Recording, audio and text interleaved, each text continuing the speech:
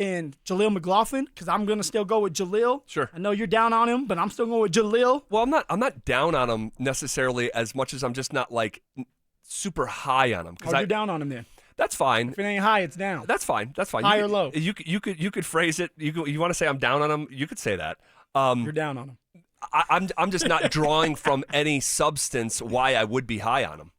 I don't have. I'm have not anything. saying Jaleel's a starting running back. I'm saying he's going to make the roster. I think that's more likely than not that Jaleel makes the roster. But here's what I do know when it comes to the dynamic with J.K. Dobbins. All right, the 4 returning running backs this year: Jaleel, Estime, Badie, and Watson. You can put all their production added up, and it's less yards than J.K. Dobbins produced last year. That's insane, man. Missing 4 games. That is a testament, because it's not, we get into these conversations, it's not about Jaleel, and I know you're a big fan of Jaleel, all right? And we're all, to a certain degree, fans of Jaleel and the story of being undrafted and all that stuff. Why? Tell me, pitch to me. Oh, are you stuttering, Go man? ahead. I'm not. Pitch to me. Okay. Pitch to me why I should be high on Jaleel following the 2024 season. Because you're not looking at Jaleel as a starting running back. You're not looking at Jaleel to be the second string running back. You're looking for Jaleel to be that utility back that you put out in space and can still be explosive because he has the speed. He's been in this system now for 3 years. That's what I'm looking at with Jaleel. Jaleel can bring more to the table than just running the ball. You need more than 2 running backs, because if one goes down, you need to be able to rely on the next 2. So who would be the next 2 for you? That's what I'm thinking. I'm thinking, who would be the next 2? I'm not ready to sit here and say, I'm putting all my trust in Audric Estime. No. At least I know Jaleel can go out there and hold on to the football. At least I know from the past that Jaleel can run hard and he can break tackles. He didn't do it last year well enough, but the year before that, he was able to make a couple explosive plays. So it's in him. So at least I know that. That's why I'm like, hey, Jaleel's going to stick around, because he's a good asset to have. He's going to work hard. He's going to stay in his lane, and you can utilize him for special teams. I agree with you. I think Jaleel's going to make the team. I don't think he's going to get cut. I don't think he's 1,000% safe. I don't know why anyone would be nobody's 1,000% safe. And that's what I'm saying. Like, we get down these conversations about the running back room, and more often it becomes a conversation about Jaleel. It's not about Jaleel. It's about the entire room. It's about all of them. No one came and seized the job. And I think that maybe Jaleel gets mentioned more because he got the most opportunity and just didn't maximize it. He just didn't. But no one did. So if you accept that to be true, all right, based on this past season, and you're going into a football season that's the most important in about a decade that you're going into knowing that you're going to be good, all right? We didn't know the Broncos were going to be a 10-win team. Their over-under win total last year was set at 5.5. Now we know that the roster's good. We agree that they have a chance to maybe even win the division. I don't think if you accept those things, you can go into the season with a lack of clarity to a degree that's disturbing, even with RJ Harvey. He is a total mystery. Not every running back that got drafted in April is going to have success just because it's the quote-unquote deepest class ever. There's going to be hits. There's going to be misses. And my fear is that it's going to be mid-October, and the Broncos are going to have this awesome roster, and they're not going to be able to run the ball effectively. And see, this is where I was talking to you earlier about this, Zach.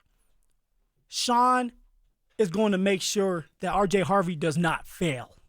Sean is going to do everything he can to make sure RJ Harvey is highlighted, whether that's screens, whether it's coming up with creative ways to get him out as a receiver, whether it's creative ways of handing him the ball. He's going to make sure that RJ Harvey has the best opportunity possible to make big-time plays.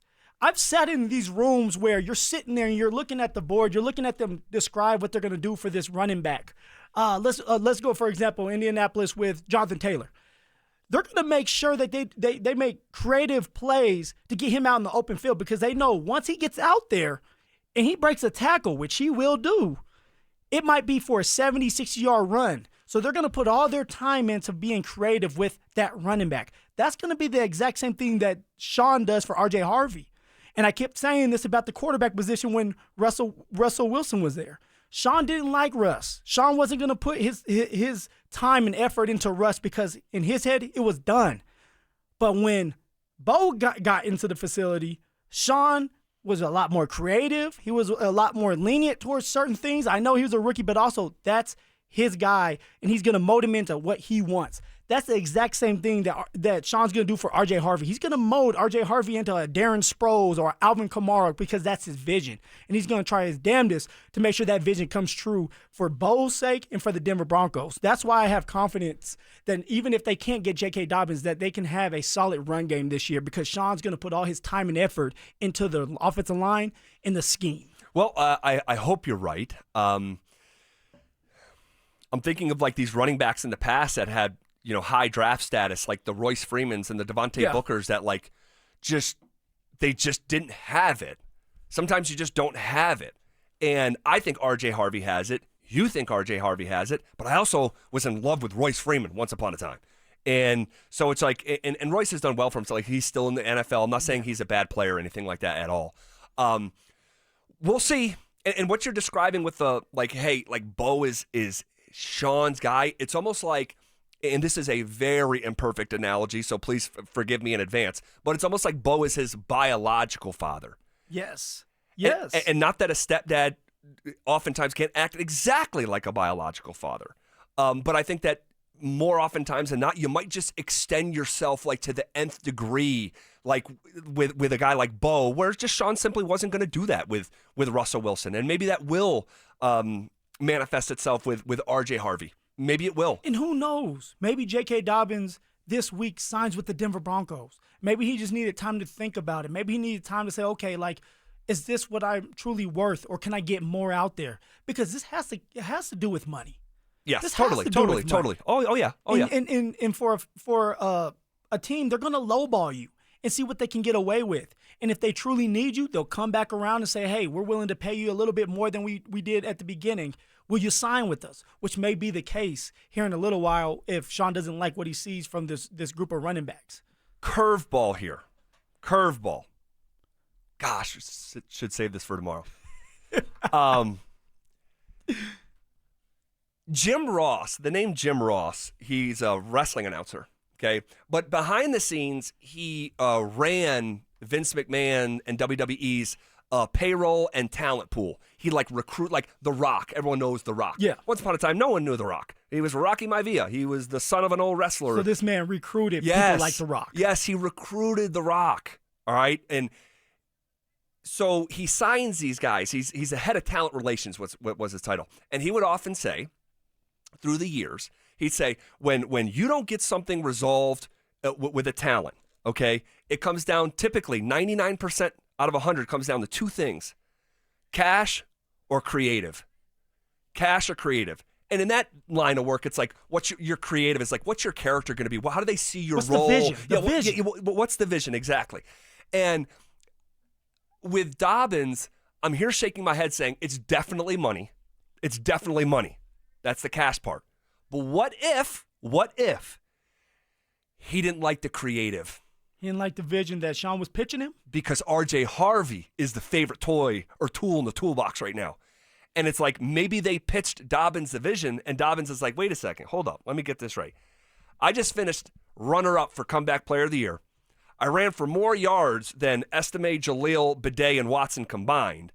I'm averaging 5 yards a carry for my career, and that non-first-round running back is in the vision ahead of me, like I'm his wingman. But the thing I would say with that, Zach, is you're sitting here and it's June.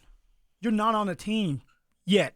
Not because you don't want to be, but obviously you're not getting what you want. I don't know about that one. I think he can sign in 4 or 5 places right now. See, that's what we think. Then why is he not visiting these other places? Why is Nick Chubb? Why did it take Nick Chubb yesterday to finally go on a visit to the Houston Texans? I'm with you, but I was in that same situation where I'm like, there's no way that I'm not going to get an opportunity. And then time goes, and these teams are like, we like you, but we're not willing to give you money because we like these young players better and they're cheaper. We don't know if you still have enough left in the tank. Now with J.K. Dobbins, he does. He's young. He's 26 years old. But with J.K. Dobbins, it is all about how much money you're going to give me, in which if you give me a lot of money, you're telling me I'm going to be on that football field, like you say, maybe 80 to 90% of the time. But if you lowball me, it's because I know that you're going to have me splitting carries with RJ Harvey, and the vision is you want me to be this first and second down running back, and RJ Harvey's going to be third, but also you're going to sprinkle him in on first and second downs. And I'm this guy that you use up until RJ Harvey is ready to play.